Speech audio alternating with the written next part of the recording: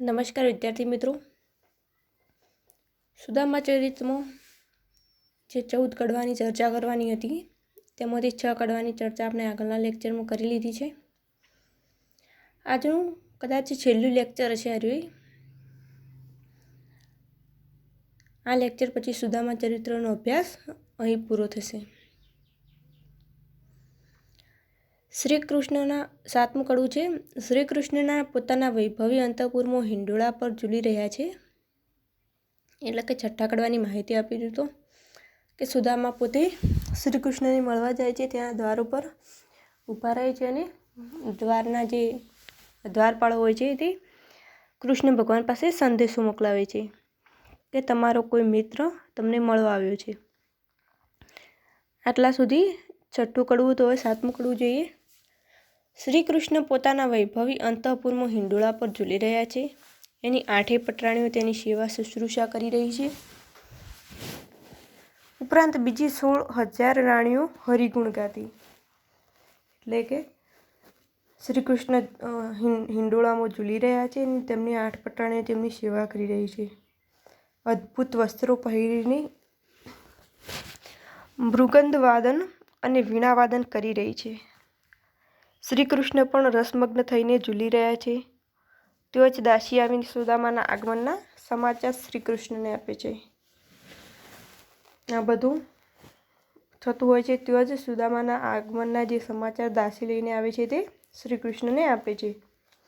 સુદામાનું નામ સાંભળતા વેત કૃષ્ણ આશ્ચર્ય પામીને હિંડોળા પરથી ઊભા થઈ જાય છે અને મારો બાળ સ્નેહી દુખિયાનો વિસામો સુદામો આવ્યો છે તેમ કહીને ઉગાડા પગે જાદવરાય દ્વારા તરફ દોટ મૂકે છે. આટલા સમાચાર સાંભળતા વેત કૃષ્ણ સુદામા તરફ દોટ મૂકે છે. પગમાં જૂતા પણ પહેરવા રહેતા નથી. જતાં જતાં રાણીઓને પૂજા થા તૈયાર કરવાની સૂચના આપે છે અને કહે છે કે હું જે રાજ્યાસન ભોગવું છું તે મારા બ્રાહ્મણ મિત્રના પુણ્ય પ્રતાપ છે. જે કોઈ રાણી મારા મિત્રના ચરણે નમશે તે મને વધારે પ્રિય લાગશે. આમ રાણીઓ વિચાર કરતી થઈ જાય છે. અને કૃષ્ણનો મિત્ર કેવો હશે? કૃષ્ણનો મિત્ર છે એટલે જરૂર કામદેવ જેવો જ હશે. એટલે એવા એ દિયરને જોવાની આંખો ધન્ય થઈ જશે. આમ કૃષ્ણની જે પટરાણીઓ છે તેમના જે સુદામાના મિત્રને જોવા ઉત્સુક છે. આ બાજુ શ્રી કૃષ્ણ સુદામાને જોઈને ભેટી પડે છે. તેમની આંખમાંથી અશ્રુધારા વહે છે. જોનારાઓને આશ્ચર્ય થાય છે કે ક્યાં આ દરિદ્ર બ્રાહ્મણને ક્યાં પૃથ્વી પ્રતિ. જોનારાઓને પણ આશ્ચર્ય થાય તેવું આ દ્રશ્ય છે કે બ્રાહ્મણને ક્યાં પૃથ્વીપતિ. દેવો પણ આ દ્રશ્ય જોઈ રહે છે. સુદામાના ચરણોમાં શીશ નમાવીને ઝૂકી પડેલા શ્રી કૃષ્ણને સુદામા ઊભા કરે છે અને હૃદય સરખા લગાડે છે. શ્રી કૃષ્ણના આંસુ લૂછે છે સુદામા. પછી અપાર હરખ કૃષ્ણ તેમને પોતાના રાજમહેલમાં લાવે છે કે તેમને સુદામાને જોઈને શ્રી કૃષ્ણની આંખમાંથી પણ આંસુ આવી જાય છે અને અપાર હરખથી કૃષ્ણ તેમને પોતાના રાજમહેલમાં લાવે છે. બધી રાણીઓ સુદામાને જોઈ વિસ્મય પામે છે, વાંકું પણ બોલે છે અને રૂકમણી બધાને વિવેક રાખવા કહે છે. આમ તેમની જે 8 પટરાણીઓ છે તેમને સુદામાને જોઈને બધું વાંકે તેમની ઠઠ્ઠા ઉડાવે છે, પરંતુ રૂકમણી તેમની બધાને વિવેક રાખવા કહે છે. કડવું નંબર 8. તો કૃષ્ણ પોતાના સખા મિત્રને સુખશૈયા પર એટલે કે ઊંચા આસને બેસાડે છે ને પછી તેમને પંખો નાખે છે. એ દરમિયાન કૃષ્ણ આંખના ઇશારાથી 8 પટરાણીઓને સુદામાની સેવા માટે બોલાવે છે. સત્યભામાને સુદામાને જોઈને હસવું આવે છે ત્યારે તે મોઢા આગળ પાલવ લાવીને હસવું છુપાવે છે. પરંતુ રૂકમણી સોનાની થાળી સુદામાના પગ હેઠળ મૂકીને ઉપરથી પાણી રેડે છે અને કૃષ્ણ સુદામાના પગ પખાળે છે. એટલે સત્યભામાને સુદામાને જોઈને હસવું આવે છે જ્યારે રૂકમણી છે તે સોનાના થાળમાં સુદામાના પગ પખાળી છે. એટલું જ નહીં, સુદામાના ચરણ ધોયા પછી એ જ પાણી ચરણોદક કૃષ્ણ પ્રસાદની જેમ પીવે છે કે સુદામાના ચરણ ધોઈને કૃષ્ણ તે પાણી પી જાય છે. ખેંચતી સુદામાના પગ લૂખે છે. આમ 16 પ્રકારે પૂજા કરીને કૃષ્ણ સુદામાની પ્રદક્ષિણા કરે છે અને તેમની આંખમાં હરખના આંસુ આવી જાય છે. પછી કૃષ્ણ જાતે જ પંખો નાખે છે અને ભોજનના થાળ આવે છે અને ભગવાન તેમને જમાડે છે. આ બધી પૂજા કરતાં જમવાના થાળ આવી જાય છે અને કૃષ્ણ પોતે જ તેમના હાથેથી સુદામાને જમાડે છે. ભોજનને અંતે સાકરનું દૂધ પીવડાવે છે અને પછી પાનનું બીડું આપે છે. સુદામાને જમાડતા જે વધ્યું તે ભોજન પ્રસાદી માનીને કૃષ્ણ આરોગી જાય છે. વારંવાર સુદામાને જોતા ભગવાન આનંદિત થાય છે. આ દરમિયાન સુદામાને સંકોચ થાય છે કે રખેને કોઈ તાંદૂળની ગાંઠડી લઈ જશે તો પોતાની દુર્દશા થશે, તો પોટળી સાથળ નીચે છુપાવે છે. આટલી બધી સેવા, આટલા બધા ભોજનના થાળ, આ બધું જોઈને સુદામાને થોડો સંકોચ થાય છે કે આટલું બધું હોવા છતાં હું કૃષ્ણ માટે તાંદૂળ લઈને આવ્યો છું. તે માટે તે તાંદૂળની પોટલી પોતાની સાથળ નીચે સંતાડી દે છે. કડવા નંબર 9 જુઓ. ભોજન કર્યા પછી ગોવિંદ ગાંઠડી માંડે છે. સુદામાના ખબર અંતર પૂછે છે. પોતાનો મિત્ર આટલો દિનહીન અને દુર્બળ કેમ છે એ જાણવાનો કૃષ્ણ પ્રયત્ન કરે છે. અંતરની જે કંઈ પીડા હોય તે જણાવવા માટે આગ્રહ કરે છે. કૃષ્ણ પ્રશ્ન કરે છે કે કોઈ સદગુરુના કહેવાથી તમે ત્યાગી વૈરાગી થઈ ગયા છો? યોગને કારણે કે શેના કારણે દુર્બળ થયા છો? આમ સેવા ચાકરી, જમવાનું બધું પતાવીને બંને મિત્રો બેઠા હોય છે ને એકબીજાનું સુખ દુઃખની વાતો કરે છે. કૃષ્ણ સુદામાને પૂછે છે કે આટલી દરિદ્રતા કયા કારણથી તમારી આવી ગઈ? કે કોઈ સદગુરુના શ્રાપથી કંઈ થયું છે? કંઈ વૈરાગી થઈ ગયા છો? કે યોગના કારણે કે શેનાથી તમારી આવી દરિદ્રની સ્થિતિ આવી ગઈ છે? કોઈ દુશ્મનના ડરથી ગભરાઈ ગયા છે? કે તમારું ધન કોઈ ચોરી ગયું છે? ધાતુ પાત્રને બદલે તુંબડું લઈને આવ્યા છો ને વળી પહેરવા વસ્ત્ર પણ નથી. આમ કેમ? સંતાન સુખ નથી કે ભાભી વઢકણા છે કે પછી ભરણપોષણ થતું નથી? આમ અલગ અલગ ઘણા બધા પ્રશ્નો કૃષ્ણ સુદામાને પૂછે છે. ત્યારે સુદામા કહે છે કે હે મિત્ર, તમને શું દુઃખ છે? કૃષ્ણ કહે છે કે હે મિત્ર, તમને દુઃખ છે કે જેથી મને આમ સાવ દુબળો છો તે કહો. છેવટે સુદામા માથું નમાવીને કૃષ્ણને કહે છે કે તમે તો અંતર્યામી છો. તમારાથી કઈ વાત અજાણી હોય. બસ એક જ દુઃખ છે વિયોગનું કે કૃષ્ણ મારી પાસે નથી. આજે તમે મને મળ્યા એટલે હવે મારો દેહ પુષ્ટ થશે ને હવે હું દિનહીન કે દુર્બળ નહીં રહું. એટલે આ બધા જે શ્રી કૃષ્ણના સવાલોનો સુદામો એક જ જવાબ આપે છે કે હું દરિદ્ર છું તો પછી એનું એક જ કારણ છે કે મારી પાસે તમે નથી, એટલે કે કૃષ્ણ નથી. હવે હું કે ગરીબ નહીં રહું, હવે હું દુર્બળ નહીં રહું એમ જણાવે છે. તો જોઈએ કડવો નંબર 10. વાતનો દોર આગળ લંબાતા બંને મિત્રો વિદ્યાર્થી કાળના સ્મરણો યાદ કરે છે. આમ વાતમાં જેમ સમય જતો રહે છે એમ બંને મિત્રો વિદ્યાર્થી કાળના સ્મરણોને યાદ કરે છે.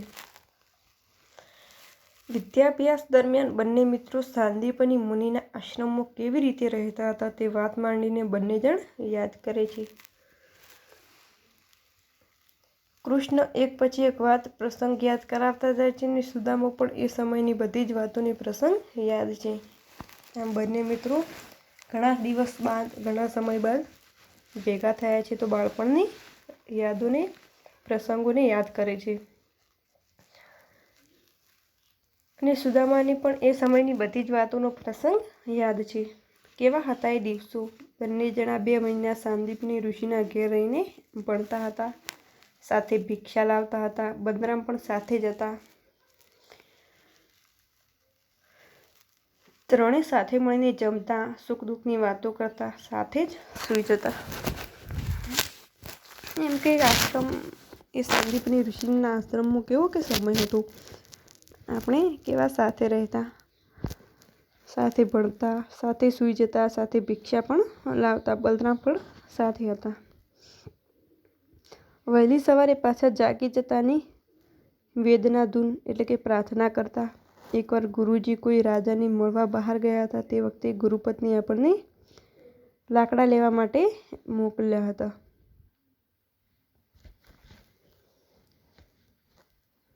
ધૂમ ધકતા તાપમાં આપણે કુહાડી લઈને વનમાં ગયા હતા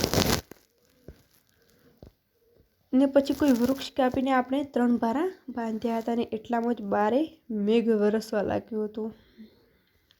આ બધું તે બંને યાદ કરે છે કે વીજળીના ચમકારા થતા હતા, ટાઢથી શરીર ધ્રુજતા હતા, નદીમાં પૂર આવ્યું હતું અને ચારે બાજુ અંધકાર છવાઈ ગયું હતું.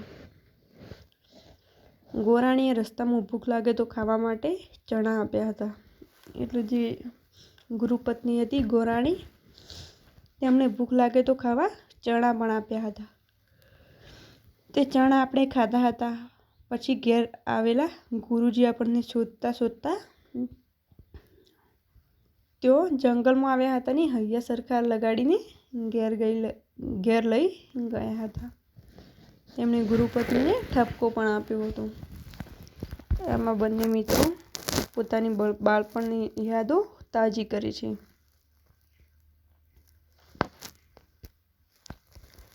વનમાં લાકડા લેવા જવાનો પ્રસંગ યાદ કર્યા પછી બીજો પ્રસંગ પણ બંને યાદ કરે છે કે જ્યારે જે બાળપણમાં સાંદીપની ઋષિના આશ્રમમાં રહેતા હતા ત્યારે જે બાળપણમાં લાકડા લેવા ગયા હતા તે પ્રસંગ યાદ કરીને તે પાછો બીજો પ્રસંગ યાદ કરે છે કે એકવાર ગોરાણી ગાય દોવા બેઠા હતા ને તેમણે દોણી માગી હતી ને કૃષ્ણએ નિશાળમાં બેઠા બેઠા હાથ લાંબા કરીને લાવી આપી હતી. આ પ્રસંગ પણ સુદામા યાદ કરાવે છે કે એક વખત કે ગુરુજીની પત્ની ગાય દોવા બેઠા હતા અને તેમની દોણી એટલે કે એક માટલા પ્રકારનું નાનું માટલું હોય તેમને દોણી કહેવાય કે દોણી માગી હતી. તેને કૃષ્ણએ આશ્રમમાં બેઠા બેઠા હાથ લાંબા કરીને લાવી આપી હતી. એ જ વખતે ગોરાણીએ તમારી પ્રભુતાનો પરિચય થઈ ગયો હતો. એટલે ગુરુ દક્ષિણામાં તેમને પોતાના પુત્રને સજીવન કરીને આપવાનું કહ્યું હતું. કૃષ્ણે ક્ષણનો વિચાર વગર સાગરમાં ઝંપલાવ્યું હતું અને પંચજન નામના રાક્ષસને મારીને યમરાજ પાસે પહોંચીને ગુરુપત્રને જીવતો લાવીને ગોરાણીને સોંપ્યો હતો. એ ગુરુપુત્રને કઈ રીતે જીવતો લાવીને સોંપ્યો હતો તેની પણ તેઓ યાદ કરે છે કે તેમને સાગરમાં ઝંપલાવ્યું અને પંચજન નામના રાક્ષસને મારીને યમરાજ પાસે પહોંચીને ગુરુપુત્રને જીવતો લાવ્યો હતો. આમ તે બંને યાદ કરે છે.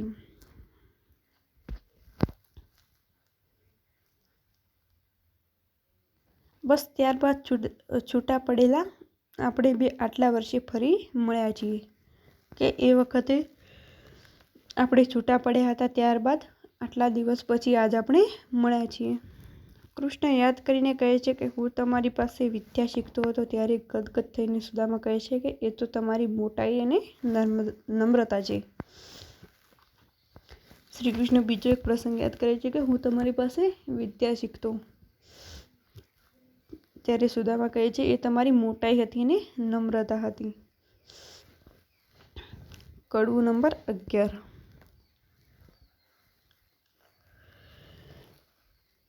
આઠે પટરાણીઓની હાજરીમાં કૃષ્ણે સુદામા સાથે નિરાંતે વાતો કરી. પછી અચાનક તેમની દૃષ્ટિ સુદામાએ સંતાડેલી પોટલી પર પડી. તેમણે સુદામાને કહ્યું કે આજે તમને જોઈ અને મળીને હું મન વાંછિત ફળ પામ્યો છું, પણ કહો તો ખરા કે ચતુર ભાભીએ મારા માટે કોઈ ભેટ મોકલાવી છે ખરી? આમાં અહીં હાસ્યરસ પણ કવિએ વર્ણવ્યો છે. તે સુદામાની પત્નીને ભાભી કહીને ઉલ્લેખે છે અને કહે છે કે ચતુર ભાભીએ મારી માટે કોઈ ભેટ મોકલાવી છે ખરી? અને મોકલાવી છે તો ચરણ નીચે દબાવીને કેમ રાખી છે, કે સંતાડીને કેમ રાખી છે? બહાર કાઢો, મોટું મન કરીને અમને દેખાડો. કૃષ્ણની રાણીઓને પણ જોવાની આતુરતા છે. તે સુદામાને એવી તો કઈ દુર્લભ વસ્તુ લાવ્યા છે કે કૃષ્ણ પણ તે મેળવવા માટે હઠ કરી રહ્યા છે. આ બધું તેમની વાતો જોઈને કૃષ્ણની પટરાણીઓને પણ નવાઈ લાગે છે. રાણીઓ સૌ સોનાનું પાત્ર લઈને ભેટ લેવા અધીરી બની ગઈ છે. અમને પણ તલભાર આપજો એવી વિનંતી કરે છે. આ બાજુ સુદામો સાવ ભોઠો પડી ગયો છે. અને તો ખબર છે કે પોટલીમાં તાંદુલ છે. જેવા તાંદુલ જોશે સૌ કોઈ તેની લાજ જશે, કે સૌ કોઈ જેવા તાંદુલ જોશે અને સુદામાની લાજ જશે તેવું સુદામા વિચારતા હોય છે. સુદામા વિસામણમાં છે ત્યો જ હસતા હસતા કૃષ્ણે તાંદુલની પોટકી આંચકી લીધી. આ બધું વિચારમાં સુદામા મશગુલ થઈ જાય છે ત્યો જ કૃષ્ણએ તેમના હાથમાંથી પોટલી છીનવી લીધી.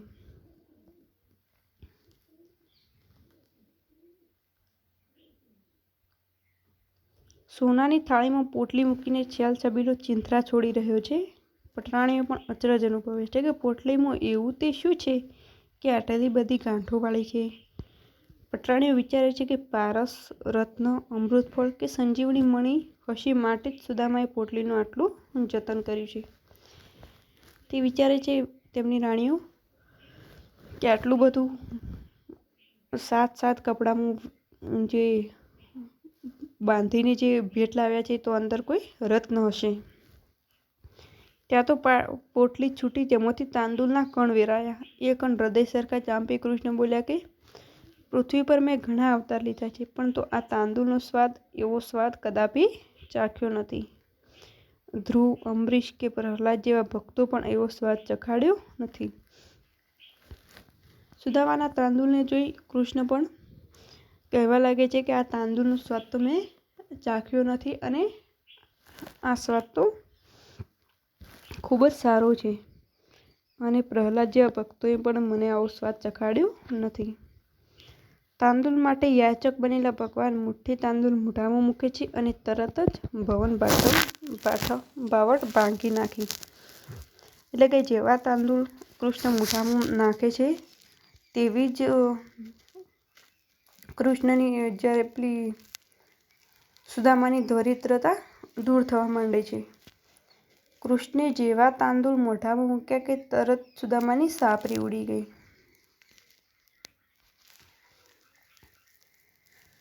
એટલે કે તાંદુલ જેવા મોઢામાં મૂક્યા કે તરત સુદામાની સાપરી ઉડી ગઈ અને તેની જગ્યાએ 7 માળનું મકાન થઈ ગયું.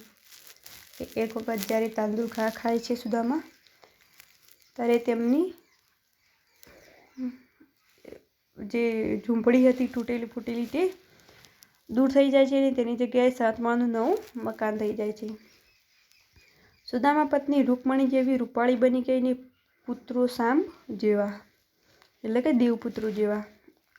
સુદામાની પત્ની પણ રૂકમણી જેવી સુંદર અને બધા દાગીનાઓથી રૂપાળી બની ગઈ અને પુત્રો પણ દેવપુત્રો જેવા બની ગયા.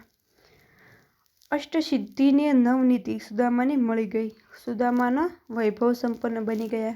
અલબત્ત સુદામાને આ ખબર નથી. અને આમ વાતો કરતાં કરતાં રાત પણ વહી ગઈ ને સવાર પડી. સુદામાની બધી દરિદ્રતા દૂર થઈ તે સુદામાને ખબર નથી. આમ વાતો કરતાં કરતાં રાત વહી ગઈ ને સવાર પણ પડી ગઈ છે. કૃષ્ણને તાંદુલનો એક કણ ઇન્દ્રાસન કરતાં કિંમતી લાગ્યો. સુદામાની ભાવપૂર્ણ ભેટથી કૃષ્ણ ધરાઈ ગયા. કૃષ્ણને થયું કે હે સુદામા, હું સુદામાની જેમ વનમાં ભટકું અને રિદ્ધિ સિદ્ધિ આપું. સોનાની દ્વારિકા સુદામાને આપી દેવાનું વિચારતા કૃષ્ણે તાંદુલની બીજી મુઠ્ઠી ભરી. તેઓ રૂકમણી વગેરે પટરાણીઓ 16,000 અન્ય રાણીઓએ તાંદૂળ ખાવા માટેની ઈચ્છા કરીને કહ્યું કે અમે કયો અન્યાય કર્યો છે કે અમે તાંદૂળ આપતા નથી. જ્યારે બીજી મુઠ્ઠી કૃષ્ણ તાંદૂળ ખાવાની ઈચ્છા કરે છે ત્યારે તેમની પટરાણીઓ પણ તાંદૂળ ખાવાની ઈચ્છા કરીને કહે છે કે અમને કેમ તાંદૂળ આપતા નથી. પછી કૃષ્ણએ તાંદૂળમાં અમૃતનો સ્વાદ ભરીને બધી રાણીઓને તાંદૂળ વહેંચ્યા અને સુદામાની લાજ રાખી. સવારે સુદામા વિદાય માંગે છે. કૃષ્ણ નમીને વિદાય આપે છે પણ બીજું કંઈ આપતા નથી. આખી રાત વાતો કરી અને સવાર પડી ગયું છે. ત્યારે સવારે સુદામા વિદાય માંગે છે. કૃષ્ણ નમીને તેમને વિદાય આપે છે પણ હાથમાં કંઈ આપતા નથી, જેના માટે સુદામા આવ્યા હોય છે. સત્યભામાને પણ નવાઈ લાગે છે. કૃષ્ણ પોતાના મિત્રને કેમ કશું આપતા નથી. ઝાંપા સુધી શેરી સુધી વળાવવા જાય છે પણ સુદામાને મનમાં એમ કે હવે કંઈક આપશે, પરંતુ કૃષ્ણ તો સુદામાની ભેટીને ખાલી હાથે વિદાય આપે છે. સુદામા જે માટે ગયા હતા તે તેમને નવાઈ લાગે છે કે કૃષ્ણ મને કેમ કંઈ આપતા નથી, અને સત્યભામાને પણ નવાઈ લાગે છે. કૃષ્ણ તો સુદામાને ભેટીને ખાલી હાથે વિદાય કરે છે.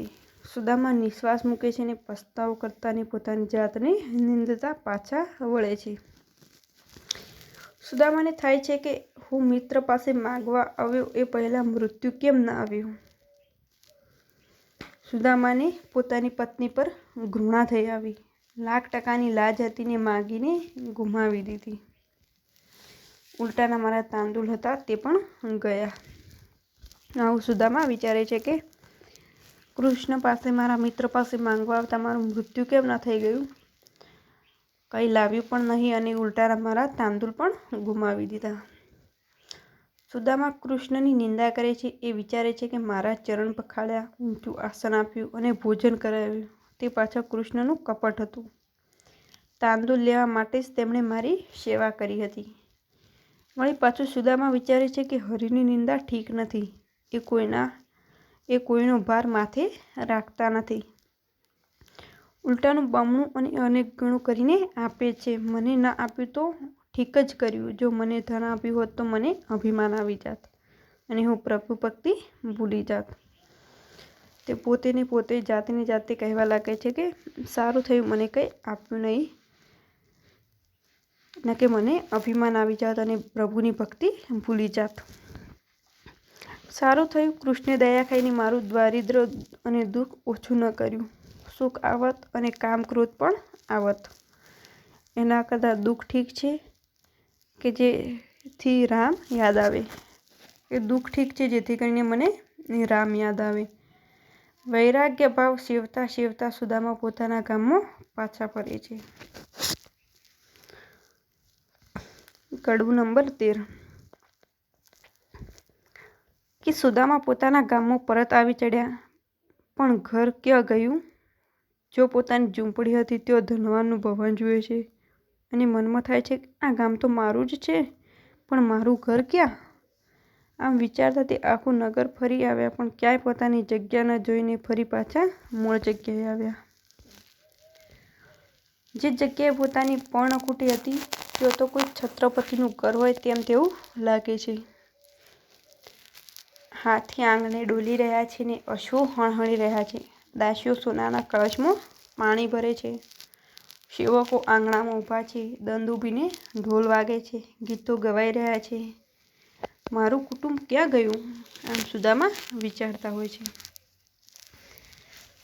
જો તેમની ઝૂંપડી હતી તો પર્ણકુટી હતી તો છત્રપતિનું ઘર હોય તેવું તેમને લાગે છે. આંગણે હાથી છે, અશ્વો છે, દાસીઓ, સેવકો, દંદુભી આ બધા જોઈને સુદામાને આશ્ચર્ય થાય છે કે મારી પર્ણકુટી ક્યાં ગઈ. એમ બોલતા સુદામા જમણે ડાબે ફેરા ફરે છે ને નિશ્વાસ મૂકે છે.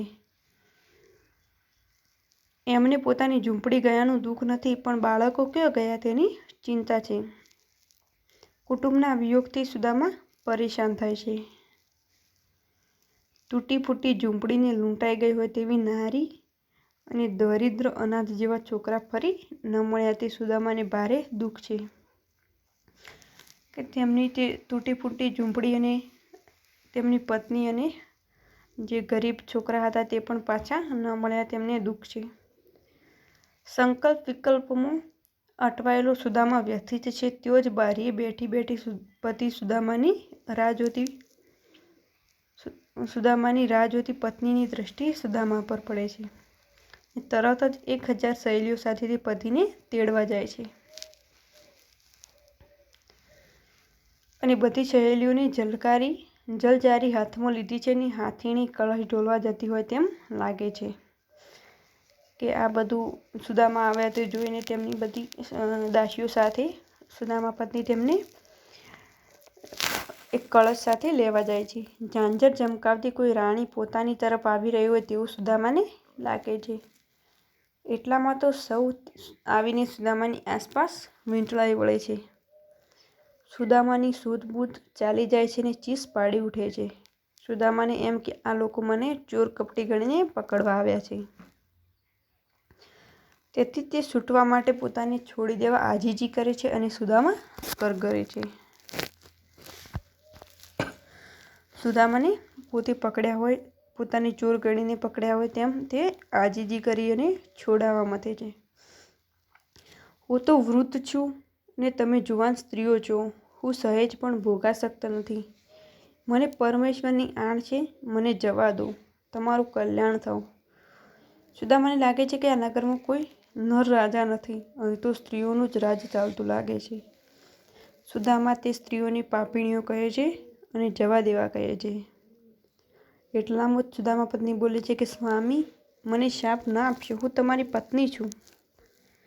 શ્રી કૃષ્ણ ચરણ પ્રચાપને કારણે આપણું દુઃખ દારિદ્ર્ય ગયું છે અને આવું મહેલ જેવું ભવન મળ્યું છે. આમ કહી સુદામાનો હાથ પકડી તે સુદામાને ઘરમાં લઈ જાય છે. ઘરમાં દાખલ થતાં જ સુદામાનું વૃદ્ધત્વ ચાલ્યું જાય છે અને કૃષ્ણ જેવું રૂપ મળે છે. વૃદ્ધત્વ ચાલી ગયું ને યૌવન પ્રાપ્ત થતાં બંનેનો એકમેકને વળગી પડે છે ત્યારે જાણે કામદેવે રતિનું યુગલ પણ શરમાઈ જાય છે. સુદામાને ન મળ્યાનો અફસોસ છે, પરંતુ ઘરે આવ્યા તો ઘણા બધા ઠાઠપાઠ જોવા મળે છે અને બંને એકબીજાને ભેટી પડે છે અને સુદામાનું દારિદ્ર્ય દૂર થાય છે. હવે છે છેલ્લું કડવું 14 નંબરનું. સુદામાના તાંડુલના બદલામાં શ્રીહરિએ તેમને વૈભવ સંપન્ન બનાવી દીધા. દુઃખ દૂર કરીને સુખ સાહેબી આપી દીધી. વિશ્વકર્મા પણ અચંબો પડી જાય તેવું કૈલાસ જેવું ધામ સુદામાને આપ્યું. કુબેરનો વૈભવ પણ ઝાંખો પડે એવો વૈભવ સુદામાને આપ્યો. હવે સુદામા ઘરેથી કોઈ અતિથિ ભૂખ્યો જતો નથી. યાચકો ખૂબ આવતા થયા છે. સુદામા જેને દાન આપે છે તે બધા લખપતિ બની જાય છે. સુદામાના નગરમાં હવે કોઈ દુઃખી કે ગરીબ રહ્યું નથી. ઘેર ઘેર ધર્મ ધજા ફરફરે છે અને ક્યાંય અકાળ મૃત્યુ થતું નથી. અને આટલો વૈભવ હોવા છતાં ઋષિ સુદામા ઉદાસ રહે છે. ભોગ અને વૈભવમાં તેમને રસ નથી. તેઓ ગૃહસ્થ છતાં સંન્યસ્ત પાળે છે. વેદનું અધ્યયન, હોમ હવન ને હરિનું ધ્યાન ધરે છે. ભક્તિ જ એમને મન સર્વસ્થ છે. એટલે કે આ બધું મળવા છતાં તે ભક્તિને ભૂલતા નથી. સુદામા ચરિત્રની કથા અહીં પૂર્ણ થાય છે. એટલે કે આ બધું ધન અને વૈભવ મળતા, આટલો ઘર બંગલા, દાસ દાસીઓ મળતા પણ સુદામા પોતાની ભક્તિને ભૂલતા નથી અને તેમનું મન તો તેમ જ સર્વસ્થ સોંપી દે છે. સુદામા ચરિત્રની કથા અહીં પૂરી થાય છે. આ કથા સાંભળવાથી વ્યક્તિના દુઃખ દારિદ્ર્ય દૂર થાય છે. જન્મ મરણના પીડા ટળે છે અને મુક્તિ મળવાથી તે શ્રીહરિને મળે છે. આમ આ પ્રેમાનંદ ફલશ્રુતિમાં જણાવે છે. આખ્યાનને અંતે કવિ પોતાનો ટૂંક પરિચય પણ આપે છે. કવિના જણાવ્યા પ્રમાણે 24 બ્રાહ્મણ હતા અને તેમનું નામ પ્રેમાનંદ છે. સંવત 1738ના શ્રાવણ સુદ ત્રીજને ગુરુવારે તેમણે આખ્યાન પૂરું કર્યું હતું. જીવન નિર્વાહ માટે વતન વડોદરા ઉપરાંત સુરત તથા નંદબાર સુધી આ કથા આખ્યાન પણ કર્યા હતા. સુદામા ચરિત્રનું આખ્યાન પ્રેમાનંદે નંદરબાર ગામમાં નંદીપરામાં પૂર્ણ કર્યું હતું. પ્રેમાનંદ નમ્રતાપૂર્વક કહે છે કે મેં મારી બુદ્ધિ પ્રમાણે કથા કહી છે, બાકીની લીલા તો ભગવાને જ કરી છે. છેલ્લે શ્રોતાજનો પાસે જે હરિ બોલાવીને આખ્યાન પૂર્ણ કરે છે. આમ પ્રેમાનંદ કૃત આખ્યાન અહીં પૂર્ણ થાય છે. અને સુદામા ચરિત્રનો જે અભ્યાસક્રમ છે એકમ 1, 2, 3, 4 અને 14 કડવા આ બધો અભ્યાસ અહીં પૂરો થાય છે.